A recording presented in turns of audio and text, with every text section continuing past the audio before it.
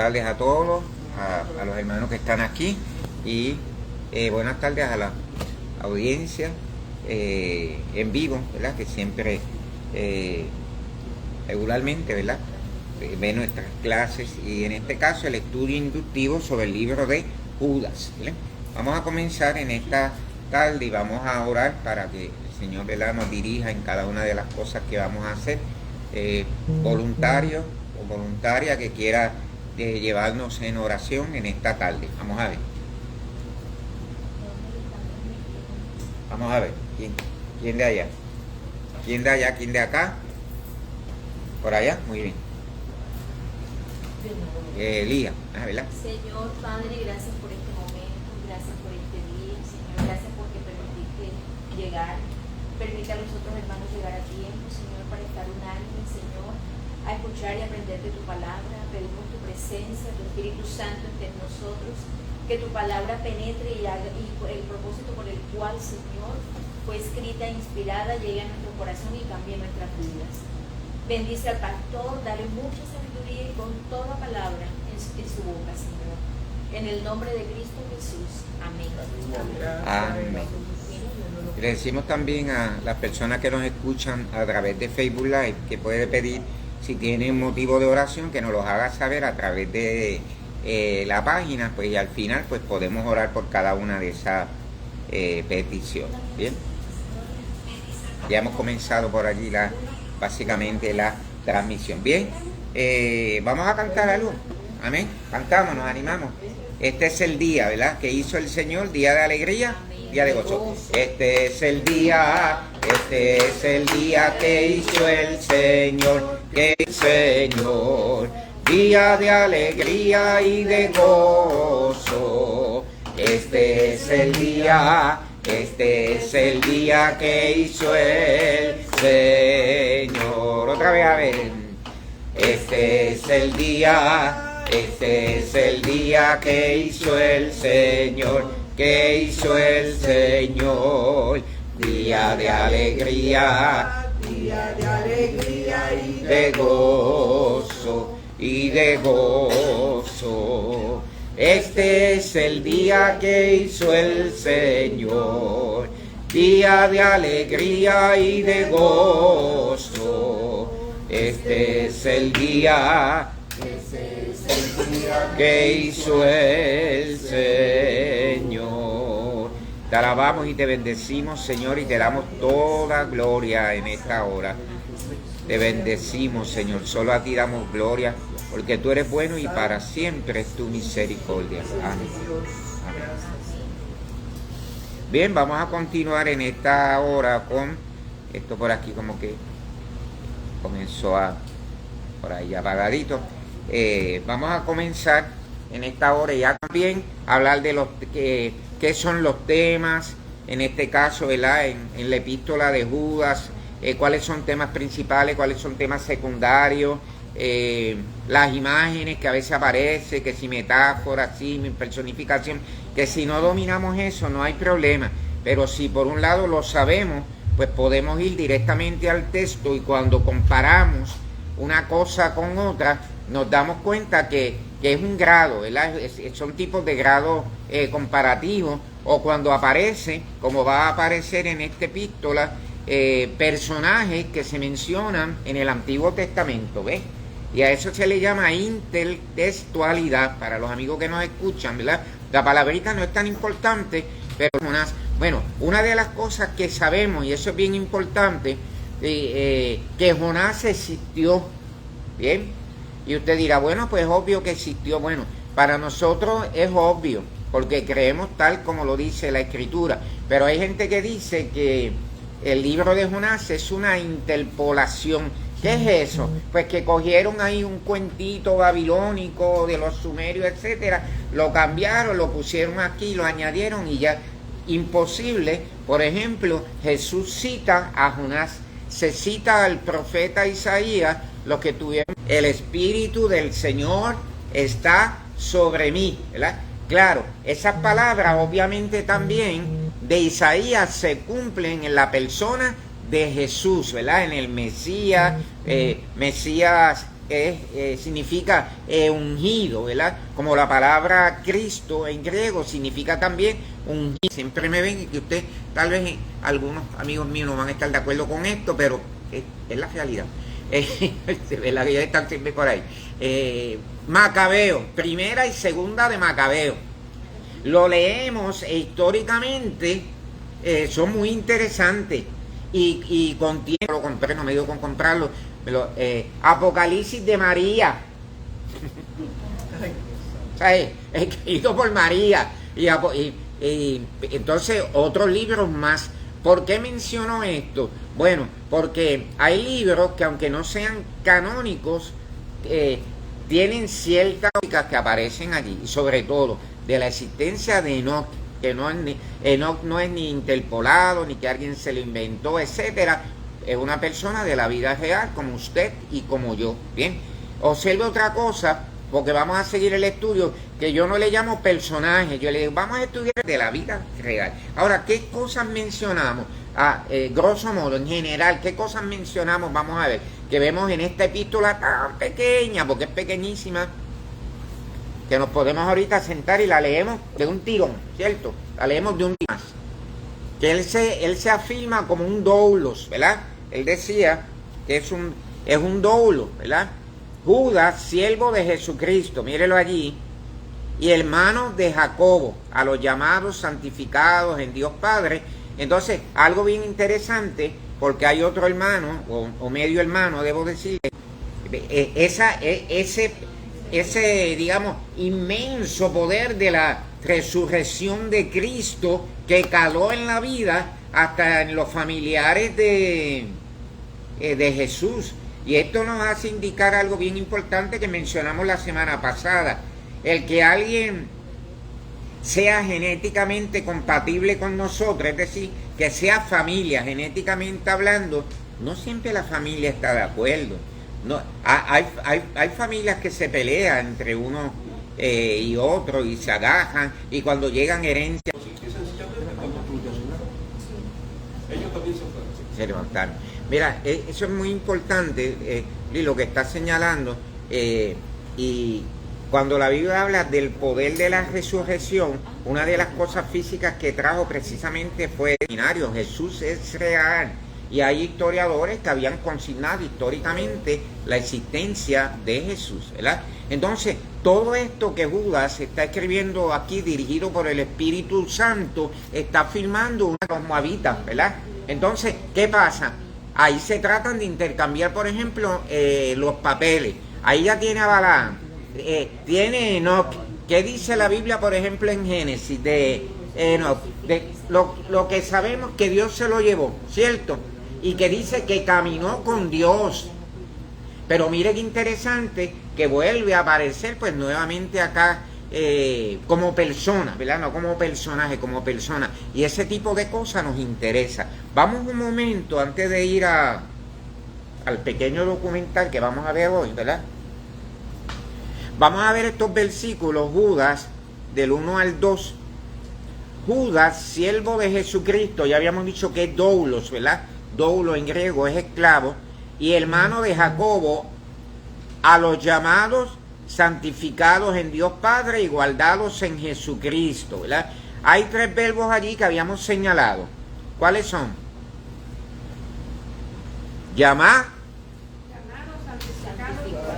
Muy bien. Mire lo que somos. Mire, ¿qué dice? Primero, llamados, santificados en Dios Padre y guardados en Jesucristo.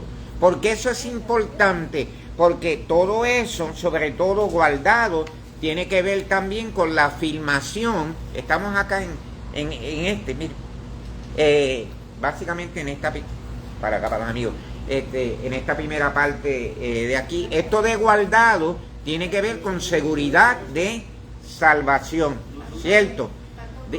Ajá. ¿A quién no le di? Pues ven para acá.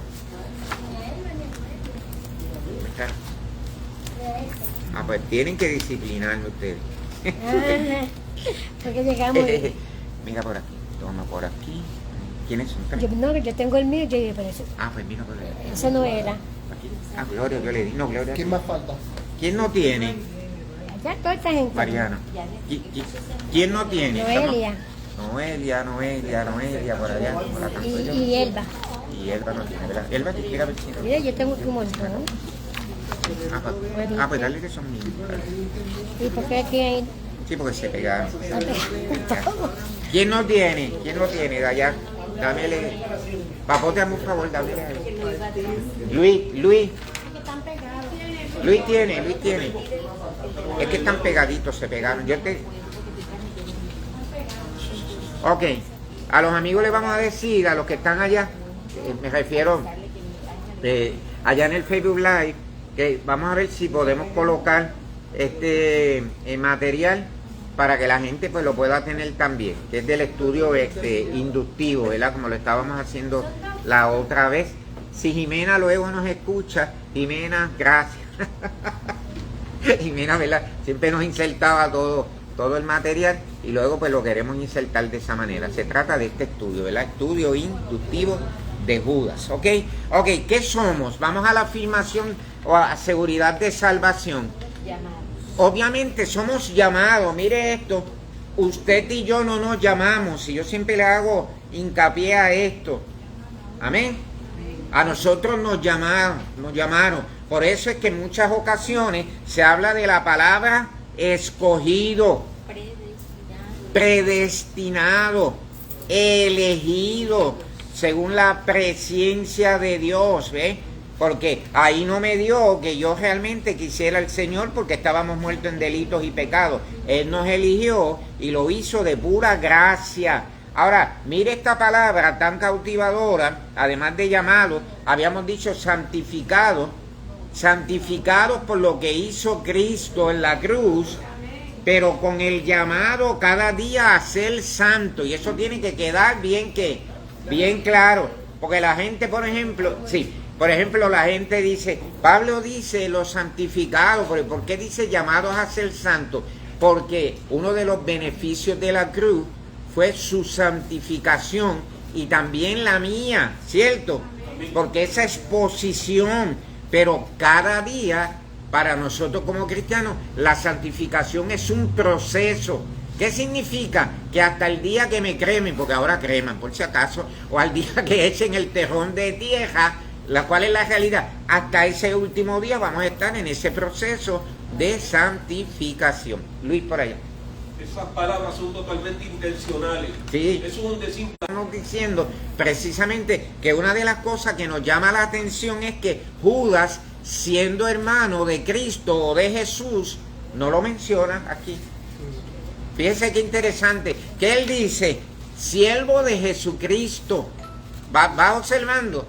Si él hubiera querido, podía escribirlo. Y el libro seguía siendo inspirado igual. Pero miren en este caso también la humildad y el enfoque. Porque el enfoque de la epístola es en ¿quién? Es en Cristo. Sí. Miren qué interesante, por ejemplo, en el día de hoy, cuando hay un artista famoso, hay una figura famosa y alguien dice, mira, ese es el primo o el hijo de fulano. Yo he escuchado, por ejemplo, hijos de cantantes famosos que dicen, me persigue la sombra de mi papá.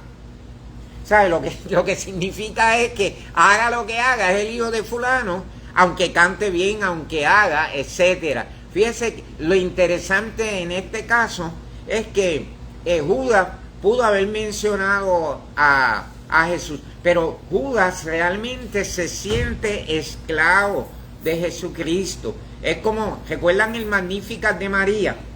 La expresión de María, alaba mi alma al Señor y se regocija en Dios, mi Salvador. Y entonces habla de su bajeza. Fíjense que María no dice allí en ningún, y yo que soy la madre de Jesús y que tengo los derechos, etcétera. María no dice nada de eso. ¿Cómo se cantó María? ¿Cómo se cantó realmente? Como una mujer pecadora que necesitó de la gracia de un Salvador. Bien, y eso lo tenemos que tener claro cuando la gente nos pregunta que si los evangélicos amamos a María.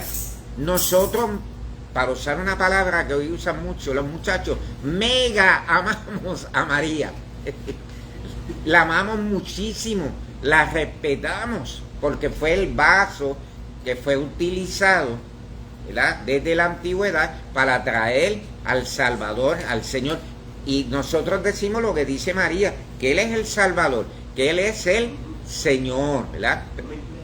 Hace años leí un libro que se llamaba así, escrito por un evangélico, Amamos a María, y esa es una verdad que hay que decirla porque mucha gente la desconoce.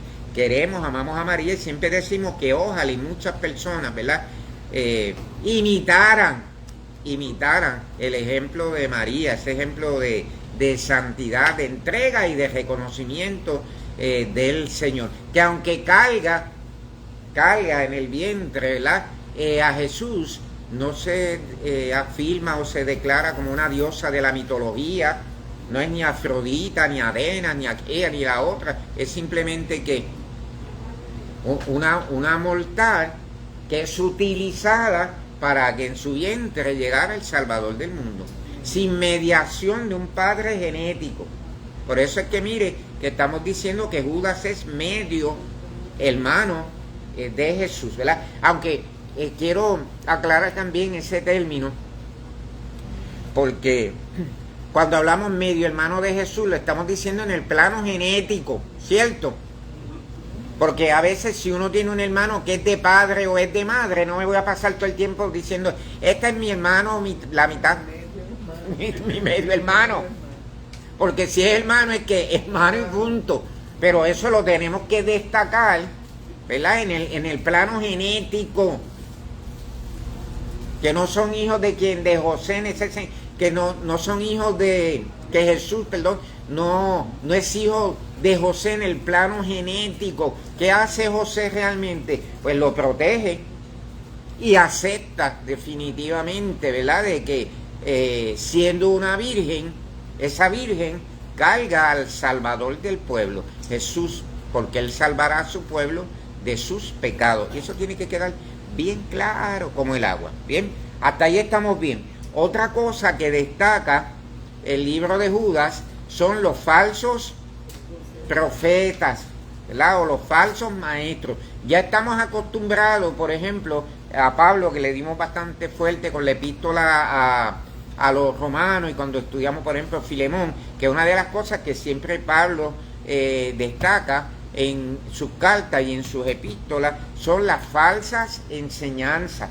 Ahora, mire qué interesante que siempre destacamos el tema de la gracia, y una de las cosas que enseña esta epístola, que hay hombres que han entrado, como dice Judas allí, encubiertamente, y convirtieron la gracia divina o la gracia del Señor en libertinaje. Bien, y libertinaje es todo lo contrario a libertad, ¿cierto?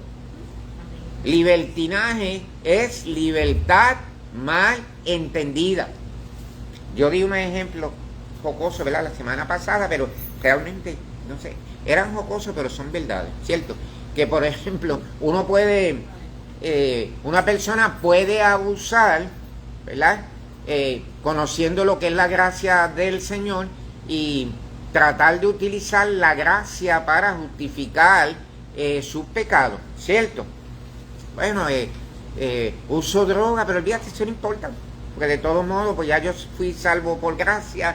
Le metí un puño a la esposa, pero eso me lo perdona Dios, porque ya yo fui salvo y yo soy llamado a eternidad, etcétera, ¿verdad?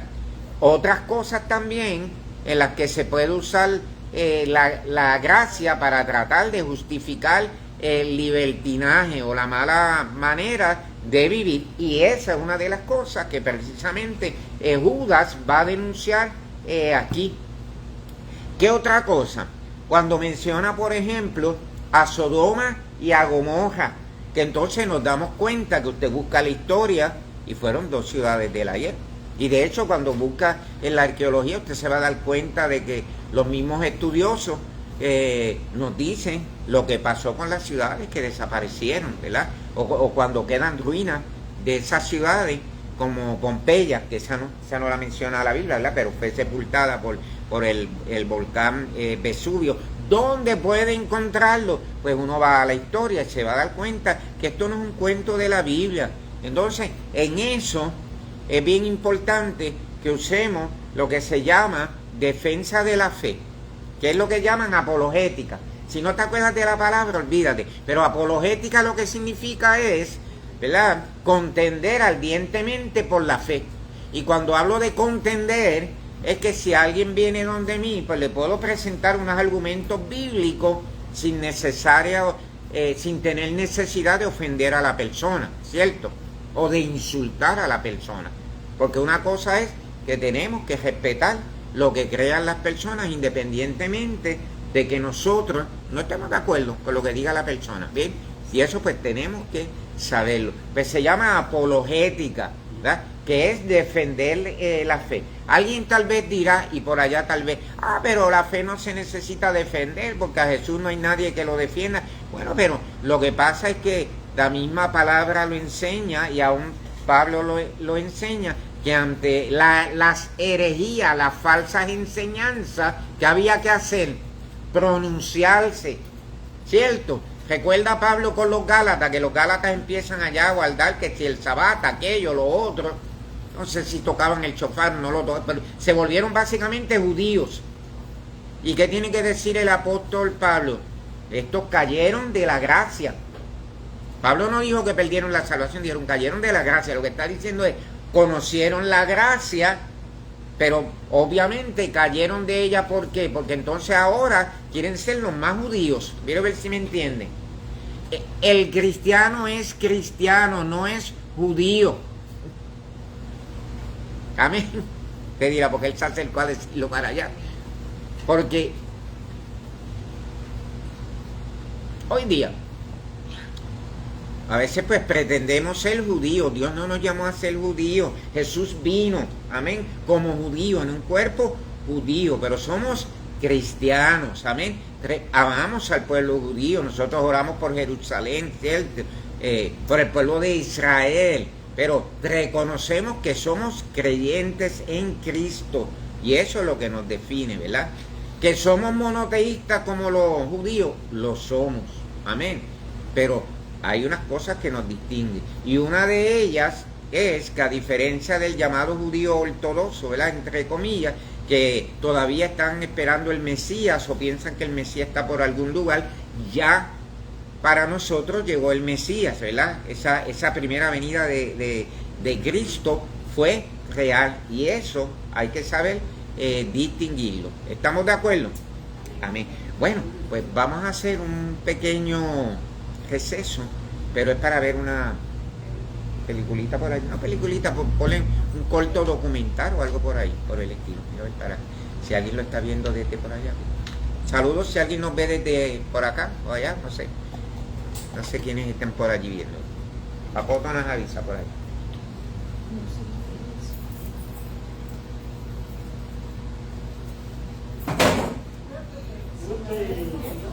Lo que vamos a ver es un corto documental sobre Judas, o digamos sobre la epístola de Judas. Y hay una serie de cosas interesantes que las vamos a estar mencionando. Esperamos que usted lo pueda ver allá, si no, se lo hago enviar a las personas que quieran. Vamos a ver por ahí.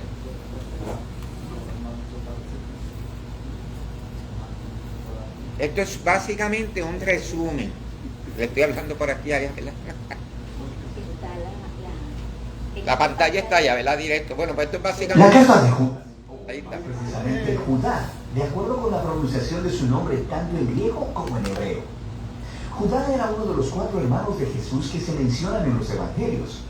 Ninguno de los hermanos siguió a Jesús como el Mesías antes de su muerte, pero después lo vieron resucitado y se convirtieron en sus discípulos. Todos estos hermanos de Jesús eventualmente se hicieron líderes en las primeras comunidades de judíos cristianos. Judá era conocido como un maestro viajero y misionero, y esto nos provee el trasfondo para entender el propósito de esta carta. No sabemos a qué comunidad de iglesia en específico le escribió, pero lo más probable es que estuviera compuesta en su mayoría de judíos mesiánicos. Su estilo de escritura asume un profundo conocimiento de las escrituras hebreas del Antiguo Testamento, como también de otra literatura judía popular. Judas se ha enterado de una crisis que enfrenta esta iglesia, y esto nos ayuda a entender el diseño de la carta. Empieza con un cargo inicial, seguido por una larga advertencia y acusación contra los líderes corruptos que han influenciado a esta iglesia. Y luego, Judá cierra completando el encargo de lo que esta iglesia debe hacer, de lo que se trata de dinero y sexo. Y entonces Judá dice que ellos están traicionando a Jesús al rechazar su autoridad y sus enseñanzas. Y Judá quiere que esta iglesia sepa que la aparición de estos maestros no es una sorpresa. Por esto, Judá ofrece un ejemplo adicional de un popular texto judío llamado el Testamento de Moisés. Al igual que Enoch, este no era parte de las escrituras del Antiguo Testamento, sino que era un recuento creativo de los últimos días y palabras de Moisés, basado en Deuteronomio. Ezequiel, o como las nubes sin agua de Proverbios, o como las furiosas olas de Isaías. Su ensimismamiento traiciona su reclamo de ser seguidores de Jesús y crean caos a donde quiera que van. Judá concluye su advertencia citando otras dos advertencias, una antigua y otra reciente. La primera viene otra vez del popular, desarrolla cómo lograrlo mediante un genial grupo de metáforas. Él describe a la comunidad de Jesús como el nuevo templo de Dios, así que ellos deben construir sus vidas sobre el fundamento de la santísima fe, que se refiere al mensaje central poderosa y a la vez confusa para muchos lectores modernos, quienes se preguntan por qué el autor cita textos que hoy no se consideran parte de la Biblia hebrea, como Primera de Enoch o el Testamento de Moisés. Es este. La gracia de Dios a través de Jesús demanda una respuesta de toda la vida, no solo a sentir intelectualmente. Nota que Judá no critica ni se enfoca en la teología de los maestros, sino en su manera inmoral de vivir, la cual niega a Jesús. Así que Judá está aplicando... ¿Verdad que sí? Tanto esta, como ya habíamos presentado, la epístola de Filemón de esta manera. Yo la voy a colocar en la página de Facebook, o se puede poner, tal vez colocarla en la página de WhatsApp de la iglesia, para que luego usted la pueda volver a repasar, porque es un resumen que no se le queda básicamente nada. Fíjense que sale nuevamente el comentario de la epístola, o digamos de Enoch, o de los escritos básicamente de Enoch, que aunque no son canónicos, son libros que se leían, ¿verdad?, para ese tiempo. Vamos a dar un ejemplo para que esto se pueda también entender. Vamos a suponer que alguien escriba X o Z libro para este tiempo, ¿no? Y pasen los años, digamos aproximadamente 100 años, y encuentren el libro. Y el libro pues habla sobre un tema del cristianismo. Alguien que lo encuentre de momento pues puede dar en decir, aquí está una escritura que se equipara a los libros del Nuevo Testamento. ¿Y cómo tú lo sabes? Porque mira, este libro hablaba también de las enseñanzas de los cristianos cuando la pandemia y cuando dio el virus, y que cuando cuando se vacunaron, cuando aquellos no se vacunaron. Entonces este traviesito, bien traviesito. Entonces de momento la gente dice, oye, pero eso es verdad, mira, es cierto que ocurrió un virus, es cierto que murieron mucha gente. Ahora, el que escribieran eso, que es muy cierto y que es histórico, significa que realmente es inspirado por Dios para aparecer como un libro. No, ¿cierto? Pues la misma manera pasa con Enoch, la misma manera pasa con los escritos de Moisés, la misma manera ocurre con el libro apócrifo de los Macabeos, primera y segunda de Macabeos, con Judith, con sinnúmero de libros que usted se va a encontrar. Entonces es muy importante que entienda eso, amén, porque si no lo entendemos, de momento alguien nos dice, salió tal, ahora sí que se conoce la verdad. Oh sí, pues, ¿cómo se conoce? Apareció tal libro en tal lugar y es bien antiguo. Pues eso no quiere decir que sea un libro definitivamente canónico. ¿Y cómo lo sabemos? En la Biblia aparecen los libros que simple y llanamente deben estar. Y eso pues lo tenemos que tener por regla. Por eso se llaman canónicos. ¿Bien? Canon. ¿Y qué es eso de canon? que sigue la regla, que sigue la norma de las enseñanzas cristianas. Así que no se ocupe por los libros que vea por ahí. De hecho, hay montones de libros, como señala aquí también, escritos por los judíos sobre las tradiciones, sobre chismes, sobre situaciones de la época que se recogían en muchos de esos libros. Se da cuenta por qué Pablo en ocasiones hablaba de que no siguieran las famosas fábulas de viejas, decía, ¿verdad que sí? Que Pablo, porque había muchos cuentos de camino sobre las enseñanzas, y de una falsa enseñanza pare otra falsa enseñanza. Dime por allí. De hecho, Jesús fue en contra de las fábulas de viejas. Claro. Que enseñaban los judíos. Una de ellas es acerca del Cipo y Lázaro. Los judíos mandaban a Lázaro, que era el mendigo, al infierno, y al Cipo al cielo. Al cielo de Abraham. Sí. Jesucristo le trastocó el cuento, lo viró completo. Exactamente. Y también otro cuento que se distingue es el hijo pródigo. Los judíos enseñaban que los sirvientes vinieron donde el padre. Ahí llegó tu hijo, el más pequeño. El padre le dice: yo no tengo más que un solo hijo, el que está aquí conmigo, mi hijo mayor, mi primogénito. Entonces los sirvientes le preguntan al padre: ¿y qué hacemos con el otro? El padre lo sentencia, le dice: sáquenlo fuera y apedréenlo. Eso contaban los judíos. ¿Qué hizo Jesucristo? Le viró la tortilla que ve. Eso es. Todo el tiempo, ¿verdad? Era tan odiado dentro, porque no lo dejó. Jesucristo dejó a los fariseos y a todos esos cuentistas extremistas del judaísmo, los dejó prácticamente sin piso. Le quitó prácticamente hasta las tradiciones, porque fue en contra de ellos. Jesucristo fue en contra de todas las falsas enseñanzas que disminuían la gracia y el amor de Dios. Eso es. Acerca de su pueblo. Eso es. Hay una palabra que se llama mito, ¿verdad? Pablo le llama fábulas de viejas. Mire, una fábula, literalmente hablando, las fábulas estas que nosotros conocemos como de Esopo y de Arte, son cuentitos, pero donde aparecen animales como tal, ¿verdad? Una de ellas, por ejemplo, la liebre y la tortuga. No sé si se acuerdan de eso, tienen que acordar de eso, ¿verdad? Siempre nos las hacían en los cuentos cuando éramos niños, que aunque la liebre era más veloz, a la larga la tortuga pues llega a su meta. Pero entonces la palabra fábula tiene otra sección, que es la que él menciona, ¿verdad? Estos cuentos, yo le diría, además, Pablo le llama fábulas de viaje, ¿verdad? Cuentos de camino, chismes de camino, y en eso eran expertos los judíos. De hecho, el mismo Talmud contenía mucho de estas falsas historias que se inventaban.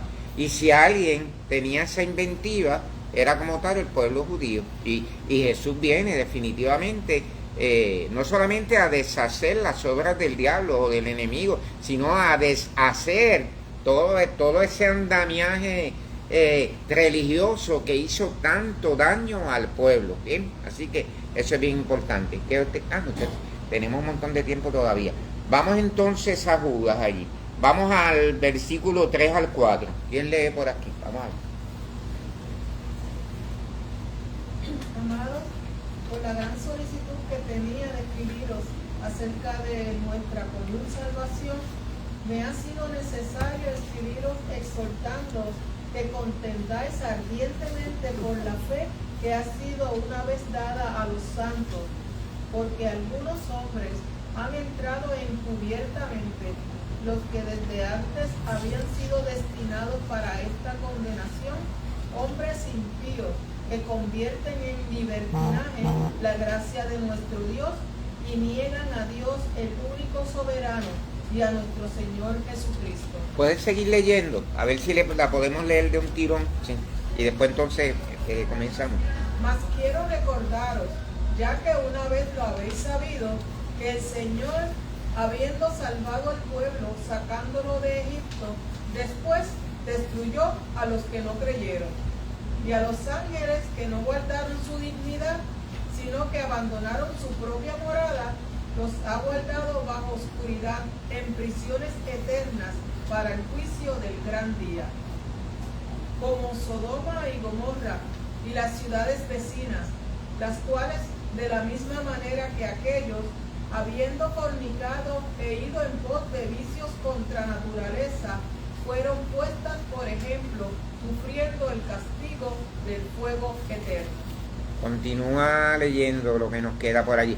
Vamos a hacer, como le digo, un espacio, un momento. Recuerda cuando Pablo habla del cambio de naturaleza, que el hombre con la soberbia, el egoísmo, creyéndose que es Dios, cambió el uso común de hombre. ¿Se acuerda de eso? Sí. Que los teólogos contemporáneos, ¿verdad? La nueva teología nos enseña que eso no es cierto, que eso es una mala interpretación. Oye, pero mira qué asunto, que Buda vuelve a mencionar el asunto aquí, ¿verdad? Y que Pedro en otra manera también luego lo vuelve a mencionar. ¿Por qué? Porque estas son verdades. Yo sé que me puede caer chinche con los amigos allá, pero estas son verdades absolutas, ¿verdad? Y si creemos en la Biblia como libro inspirado, pues tenemos que creerla. Continúa leyendo, termina.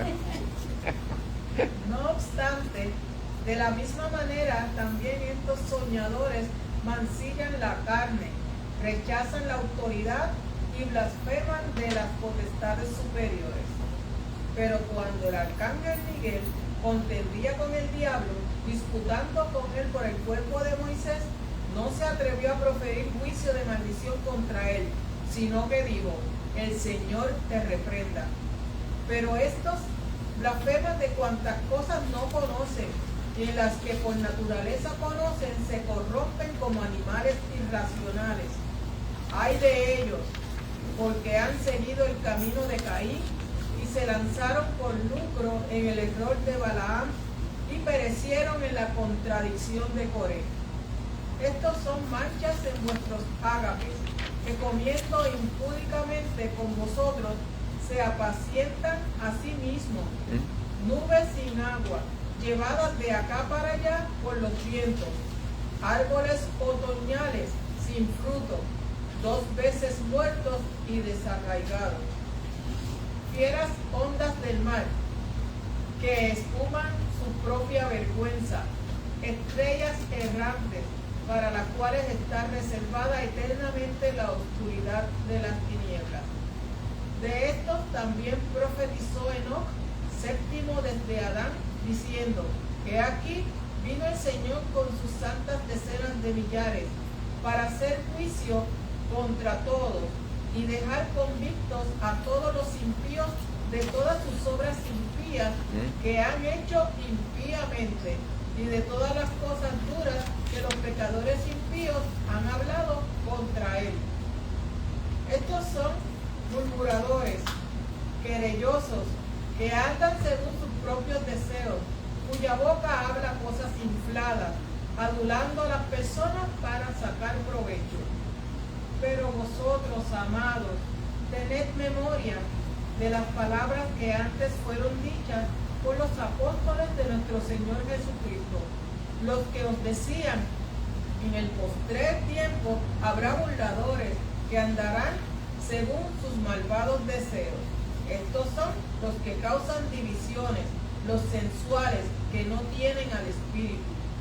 Pero vosotros, amados, edificándoos sobre vuestra santísima fe, orando en el Espíritu Santo, conservaos en el amor de Dios, esperando la misericordia de nuestro Señor Jesucristo para vida eterna. A algunos que dudan, convencedlos; a otros salvad, arrebatándolos del fuego; y de otros tened misericordia con temor, aborreciendo aún la ropa contaminada por su carne. Y aquel que es poderoso para guardaros sin caída y presentaros sin mancha delante de su gloria con gran alegría, al único y sabio Dios, nuestro Salvador, sea gloria y majestad, imperio y potencia, ahora y por todos los siglos.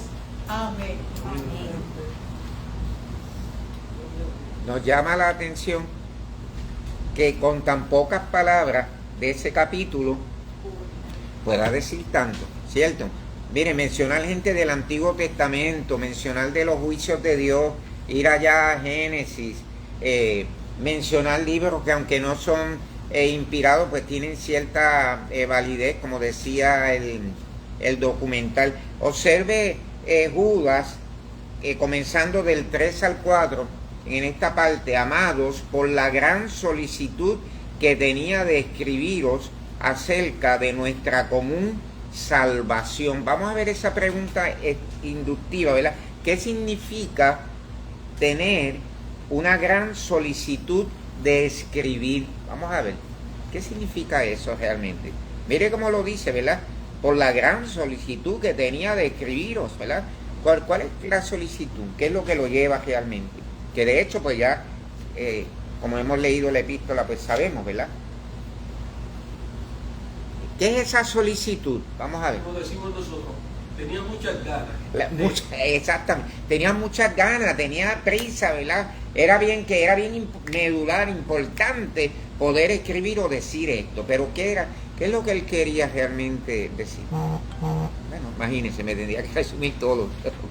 Vamos a ver, ¿qué era lo que se tenía que decir? ¿Ah? ¿En qué consiste esa pregunta? Falsos maestros, o sea, tantas cosas que en el momento se estaban dando el libertinaje en la iglesia, que se había pues, involucrado mucho, confundiéndolo con la gracia, o sea, tantas cosas. Ok, todo eso, mire todo, ¿verdad? Toda la gama de cosas que estaban pasando, pues lo que está diciendo es lo mismo: tengo muchas ganas, tengo deseo, eso es apremiante de que tengo que decir estas cosas. ¿Por qué? Porque no podía posponerlas, ¿cierto? ¿De qué era indicativo si realmente se posponían estas cosas? De que la iglesia se corrompía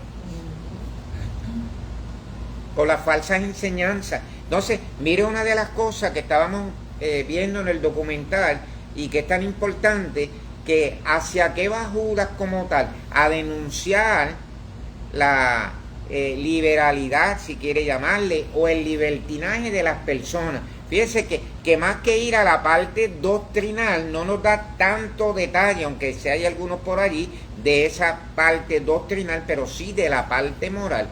¿Y por qué de la parte moral? Porque si eran inmorales, lo que está diciendo realmente Judas es que están utilizando la gracia para lo que decía el apóstol Pablo. ¿Qué nos había enseñado Pablo sobre eso? Pecaremos. Exacto, pecaremos porque estamos bajo la gracia. En ninguna manera. Le había pasado a Pablo, pero esta gente también estaba en la misma, ¿verdad? Entonces, oiga, no le escribieron el apellido, porque usted sabe que ya habíamos hablado la semana pasada de la historia de los apellidos, pero hay gente ahí que son apóstatas y que aparecen escritos sus nombres. Por ejemplo, ahí está Balaam, ¿sabes? Lo destacaron rápidamente. ¿Y por qué destacarlo? ¿Por qué destacarlo realmente, verdad? Destacarlo entre comillas, no era que estuviera tan destacado como tal, pero ¿por qué mencionar, por ejemplo, un hereje como Balaam? ¿Para qué? ¿Qué buscaba realmente Judas con eso? ¿Qué buscaba? Mencionar, por ejemplo, a Balaam. Menciona a Caín, ¿cierto? Menciona a Coré. Usted sabe que algunos salmos fueron escritos por los hijos de Coré, ¿cierto? No todos los salmos son de Dios. ¿Cómo?